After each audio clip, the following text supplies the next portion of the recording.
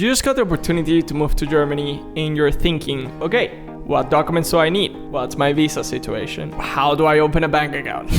Where do I research how to get an apartment? What should I do? And in this video, I will answer all these questions and save you all that time of looking and searching, grab you by the hand and take you in this journey. So let's get started. Okay, the first thing is to establish what is your purpose to go to Germany. Is it for work? Is it for studying? Eating Kartoffelsalat? Whatever it may be, this process will be affected by the country you're coming from. If you're from the EU, no problem. You have all the freedom to basically arrive into Germany without a permit. You can just arrive and register your apartment or your house where you're staying. But yeah, that's the important thing, that you don't need anything to enter into Germany. Now, if you're from any of these other countries, you can enter in Germany, but you will have to apply for a residence permit at the local German foreigners office if you want to stay for more than 90 days. If you want to work in Germany, you need a work visa or residence permit. Therefore, if you want to start working directly after your arrival, you should get a working visa before you come to Germany. That would be very efficient as well. If you're from any other country, then I recommend you to use this website, because that website basically will tell you all the requirements that you need and you will start your process. So once that's done, we go to the next step, finding apartments. Finding an apartment or a home in Germany is key to enter in the system. This will allow you to get many documents that will be essential for your day-to-day life and will get you access to things like a bank account. But more on that later in the video. You need to also understand that depending in which city you want to live, finding housing can be very hard. Cities like Munich or Berlin can be extremely hard to find apartments, but if you go somewhere in the middle of nowhere, all good. A lot of people write me and say, hey Fernando, I have been applying for a week and I cannot find an apartment. Don't even talk to me. It's minimum 3 months, minimum, dude, and hundreds of applications. Every time I meet somebody, I ask them what's their application count. One guy told me 500, okay? So that's what you're expecting. You just have to mentalize yourself that it's gonna be hard. To start your application process, you're gonna need some documents that are gonna make you a better candidate. What are those documents? Having a working contract will indicate the landlord your income, that you're gonna stay here, that you already have a plan, that you're gonna be able to pay the rent. Because at the end, what they care is about stability. If you don't have a contract, it doesn't mean you can't get an apartment, but it may be a bit more difficult. If you're a student, you should get a letter of your parents saying that they will be the ones paying for all the expenses in your behalf, so to say. Now, if you're a freelancer like me, then your chances are also sadly a bit limited. Being a freelancer, honestly, I have learned slowly that in Germany, they just like people that work in a stable job. But there is a way to show that you are financially sound, and that's by providing basically a bank statement with your 3 months earnings, and that will show the landlord that you're financially sane. So yeah, keep that in mind. And also maybe providing kind of your winnings of last year or for 2 years will also convince the landlord that you are, you have a great business. Having a document that shows that you are a responsible person with your financials is key for landlords to have. Normally, if you live in Germany already and you have a German bank account, you would get a document called Schufa. This document shows your payment and debt history. Since most of you are not living here, I would just try to look for a similar document that has the same credibility in your country, and that will help a lot. Another document is the Mieter-Selbstankunft, or tenant self-disclosure. You basically filled out a document with information about yourself, like phone number, email, did you commit a crime? Those typical questions.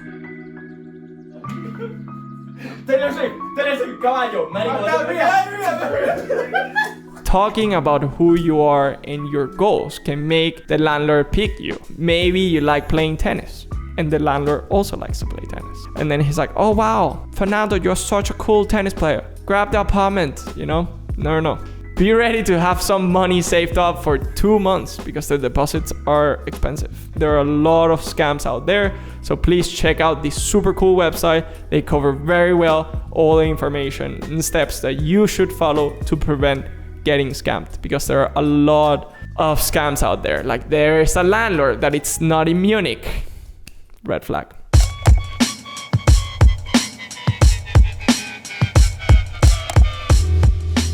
Now that you have all the documents and you are the perfect candidate, where do you start applying? So you have the kind of like the mainstream option, which is one that I have been using, which is applying through these websites. These are very well-known websites. A lot of people use them here. The thing about these websites is that you can find everything. You find the cheapest and the most affordable.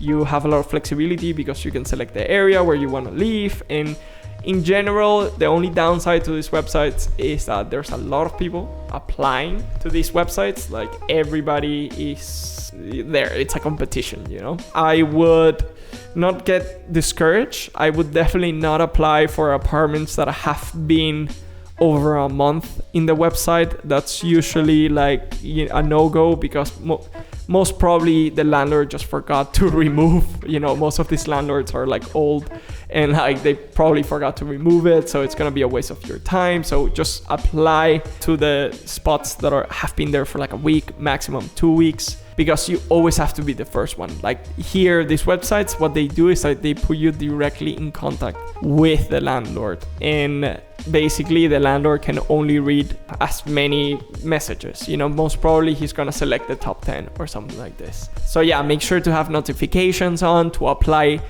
at least twice a day. Super important. If you are in Emo Scout 24, I know you can pay for premium. I would recommend that because then you get the premium members are the first one that gets the apartment. You have a better chance, but it's equally difficult. But of course, it's just gonna bring you a paywall that will help you be faster, so to say. So that's a personal choice. If you don't have time or crazy amount of time to find apartments, because it can take up to 3 months or 4 to find apartments, and you have to start your job as soon as possible, then there are the second option, which is short-term furnished apartments. These apartments are like super expensive, like completely blown out of proportion. Like the market is not like that at all. These apartments can charge that amount of money because they have like valuable furniture inside and stuff like that, or they are short term or whatever. They have just a loophole where they can charge you more, but it's normally for people that are not there for long. It can be something that you can find really quick because, as I said, they're short term. People are not necessarily staying there long. You have more availability. So a quick side note here, I wanted to interview my friend William, who is a pretty cool guy. He lives in Munich and his apartment is a short-term rental.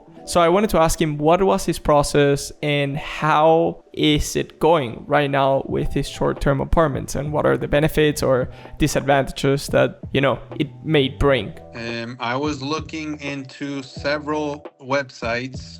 One of them was Housing Anywhere, WG Gesucht, Emo Scout 24, and Mr. Lodge. I landed my first apartment was through Mr. Lodge because their response was very fast, very straightforward, and super helpful. So I felt that I already was able to communicate with someone that could help me through the process, especially being overseas. They ask you for a reason as to why you're looking for an apartment, I guess through them, but just overall in general, like why you're looking for an apartment. In my case, because I was looking to relocate. So that was pretty honest, pretty straightforward. The contracts vary. Some could be 1 month, 2 months, 3 months, and then up to 6 months. And I think even so up to a year. I think the month-to-month or 2-month contracts are more competitive. So it depends on, you know, the availability that you're during the moment that you're looking for. Okay, because a lot of people want to get the 2 months. Yeah, exactly. Are they more expensive, the 2 months, or are they like the same price as if you get 6 months? So it depends. It doesn't vary. The price doesn't vary by contract length, but it's more on the luxury, on the appliances or the luxury of the apartment itself, like the furniture. Yeah, the furniture. Stuff like that. And a good thing is, a big saver here is that depending on the contract, my contract happens to allow me to extend month to month. So if in case I don't find something by the last day of the contract, the original contract, I could extend it. But of course, that depends also on the apartment owner and Mr. Lodge. I have heard that you get like, you have a fix, like for example, let's say you found an apartment in the next week and then you wanted to leave, but I guess you can't, right? Like you have a contract, you're bound. Yeah, so that happened to me also a few times. I found great opportunities within the city, within my budget, and there's just no way that I could get out of this contract. So yeah, I was tied up. Yeah, we will find something soon for you. Of course, my pleasure. Thank you again to William for helping me with this video. And also, if you want to see more of his stuff, go check out his channel. He's a pretty cool guy, and you can also ask him questions. Okay, moving on. These apartments can be a solution, a quicker, faster solution. They can allow you to have boots on the ground and allow you to start searching for other apartments, to visit other apartments, to meet new people that have apartments and like they have a room free and that room is not 2,000 euros. I wanted to do a quick stop here because I'm talking about like meeting people, creating friends, new apartments and stuff like that. And the problem is a lot of you guys that are moving here not necessarily know anybody. So that's why I have created a social club called the Wednesday Club. It's currently based in Munich because I'm based in Munich, but it will slowly become more German-wide. But you can still join it and join the chat and kind of like ask questions about Germany. But also you have the social aspect, which is like we meet twice a month, specifically on Wednesdays, to meet and kind of like I host them and I will be there. The people that I have met there has actually become my friends. So a lot of these people that you see here are from that group, which is funny. And it's because like-minded people come to this group. Naturally, by being there and socializing, you will get to know friends, and through friends, you get all these things that I'm talking about. So go follow Wednesday Club, submit your motivational letter through Instagram, and yeah, most likely you will get in, but you know, I have to somehow filter the psychopaths. Like, hope it works. I'm doing this because I think it can help a lot of people, so great. Okay, when you move to Germany and you want to take permanent residence and you stay more than 90 days, you have to register your address in the period of 2 weeks. That's very important. The citizens office in Munich is called Bürgerbüro, and it's part of the Department of Public Order, KVR or Kreisverwaltungsverrat.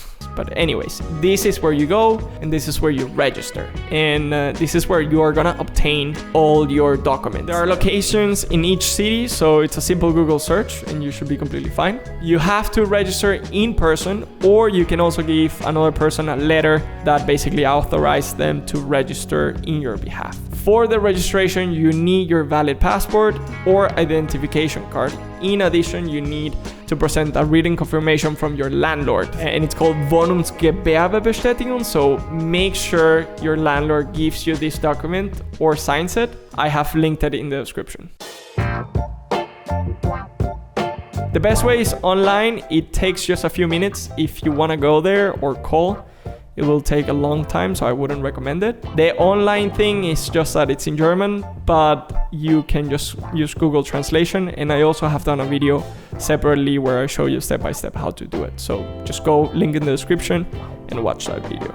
Once you're registered, you will be getting the registration certificate, Anmeldungsbescheinigung, and your tax ID. These documents are very important for your life here, so please keep them safe. It's important to know that if you, let's say you got a short-term accommodation and you register with a short-term accommodation, when you find a long-term accommodation that you're happy with, hopefully, then you have to deregister that apartment and register in this new apartment. It's the only way that they know where you are, and it's important because they can send you letters, and it's where they will contact you. And if you move away, like if you say goodbye, choose Germany, you have to deregister. If you're like me, like Italian, or you're from another country, whatever, like it is important that you check with your government as well if you have to tell them where you are. Like for example, me as an Italian, I have to not only register at the CAUFA Air, but I have to go to my Italian council and I have to be like, hey, I'm living in this like in this place and I moved to Germany.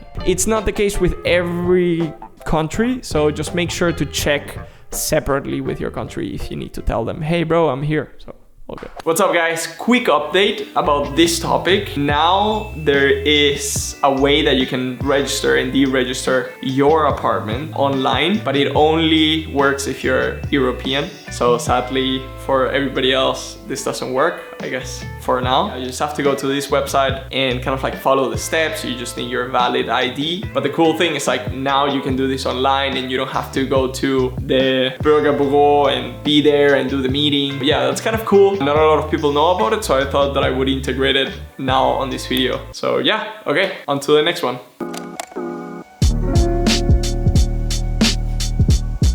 To open a bank account, you will need a valid passport, a residence permit, a certificate of registration, and your tax ID. It is important to understand that with traditional German banks, your process will be slower and it can take a few days. But there's also the electronic banks, like the online banks like N26, Revolut, and stuff like that, that may be faster. I have linked in the description a video from my good friend Max. He compares the different banks that are in Germany and basically gives you an overview of what bank may be the best for you. And I also have linked an article from this cool website and they really explain you where are the benefits for expats. Actually, really quick, I wanted to stop here because something very cool happened and it really solves one of the problems that people are having with banks. So hear me out. One of the problems that a lot of people write me about is that they kind of like have to rush their move to Germany because their job starts, but then they haven't found an apartment. And if you haven't found an apartment, you cannot register. Without the registration, then you cannot make a bank account. So literally this week, I got an email from Bank, which is this online bank from the Netherlands.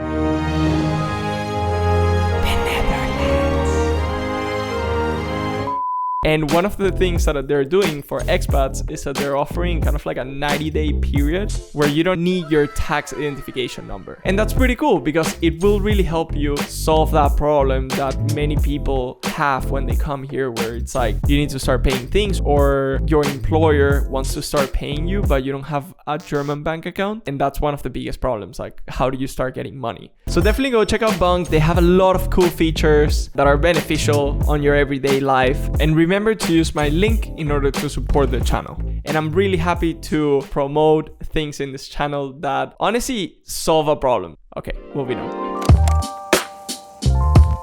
Health insurance. This is a beautiful topic. Germans love insurances. Like they over-insure. Honestly, like every time I go somewhere, they are asking me, hey, do you want an insurance for this? And I don't know, it goes with the culture. I think Germans just want to be safe.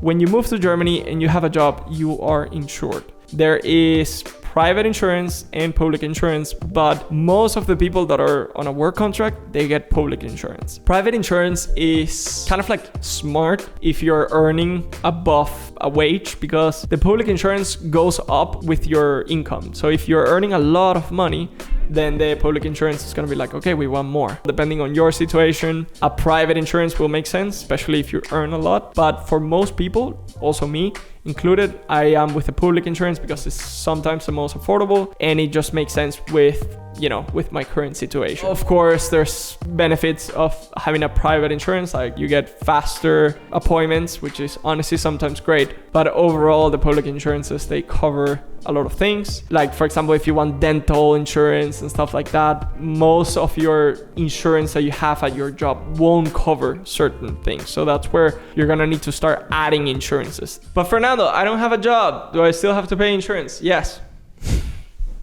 I know. You can also choose between public or private, but yeah, you're gonna need to pay insurance. So I would 100% go for the public one, because if you don't have a job, you're not earning money. So most probably you're gonna pay the lowest if you're with a public one instead of the private one, because the private one starts at a fixed rate, which is like around 500 and more. So this one is important because if you arrive to Germany, you're probably gonna need also a phone, and you're gonna need to start using it to communicate with your friends, family, and also for work. So what do you need? You will need to go in person to any phone provider and bring your ID, and also you have to already have a German bank account as well as a registered address in Germany. It should take more than a few days, but you can always get a prepaid card if you really need to get in contact with people. Also, I have been using O2 now for 10 years. I mean, they're pretty good. You can just, select if you want to get into a contract for 2 years, which normally they just lower the price. But if you're just staying here for 6 months or 7 months or for a year, maybe what you want is monthly subscription. I also linked in the description this website where they compare all the prices and the different companies. Honestly, they do a great job on comparing everything, all the different packages that you can get. Also, for additional services like Wi-Fi, you can go directly to the provider that you got your phone plan with, or you can check other providers. Just highly suggest you to always check the prices and that you know what you're paying for. Okay, that's it. Transportation in Germany, it's quite cool. The autobahns are amazing. They're pretty good. Coming from Venezuela, where driving is insane. This is quote unquote heaven. I don't own a car, but I would definitely link some articles in the description where you can start seeing what you need to buy a car. I know that getting a license here can be quite expensive. We'll link all that down below, but if you own a car here and you like driving fast, this is kind of the place for you. Now, moving on to people that are into public transportation. if it's even a thing that people are into. But anyways, public transportation is what I mainly use here, especially in Munich. I really think it works extremely well. The one that doesn't really work that well, but it's equally pretty good, is the Deutsche Bahn, which is all the regional trains, and also the kind of the S lines, which is also long distance trains around the city. Quite difficult to actually explain. There's so many trains here. Anyways, we'll do a separate video on that. Now, the cool thing is that you can buy the Deutschland ticket, which is a ticket that basically includes all the ways of transportation, like bus, trams, subways, S-Bahns, regional trains. The only thing that it doesn't include is the high-speed trains, the ones that go from Munich to Berlin, for example. But overall, it's a great ticket because before you had to pay quite a lot. So definitely having this new ticket has been a game changer, but it can be by the time that you're watching this video, this ticket doesn't exist anymore. Kind of arguing if it's worth it or not and stuff like that. So hopefully you will be able to get this ticket because honestly it saves you a lot of money. Talking about other ways of transportations, like bikes, for example, I think I made a video about that on cost of living in Germany. Overall, I think for example, for the city of Munich, my bike is almost my second best way of transportation. The bike lanes and everything here is amazing, and honestly, it just changes your life. I feel comparing to a city like New York, where public transportation is also pretty cool, but the city is quite busy and narrow.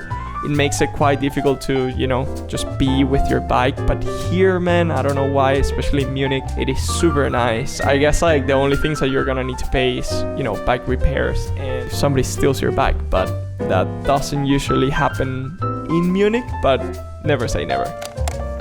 Thank you very much for watching this video. This was honestly a lot of research that I put into this video. And if I missed something, I will definitely link it down in the description. But let me know if you have any questions that I can help answer. And good luck in your journey and all the best. Bye bye.